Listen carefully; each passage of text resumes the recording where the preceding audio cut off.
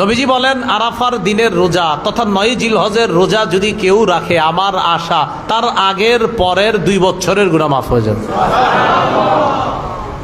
আগের পরের 2 বছরের গুনাহ মাফ হয়ে যাবে। আচ্ছা, জিলহজ মাসের আরেকটা আমল হলো 9 জিলহজ ফজর থেকে নিয়ে 13 জিলহজ আসর পর্যন্ত তাকবীরে তাশরিক বলবো। পুরুষরা উচ্চ আওয়াজে একবার, নারীরা নিম্ন আওয়াজে।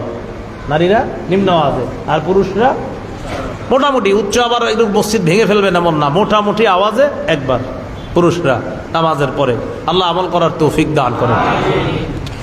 জিলহজ মাসের গুরুত্বপূর্ণ একটা আমল হলো কোরবানি করা। বলেন কি করা? কোরবানি করা। কোরবানির আমলটা এটা অনেক গুরুত্ব। রাসূলুল্লাহ সাল্লাল্লাহু আলাইহি সাল্লাম বলেন, আল্লাহর কাছে সবচেয়ে মর্যাদাপূর্ণ দিন, জিলহজ মাসের মধ্যে সবচেয়ে মর্যাদাপূর্ণ দিন ইয়াউমুন নাহরি ওয়া ইয়াউমুল কররি, এটা হলো কোরবানির দিন আর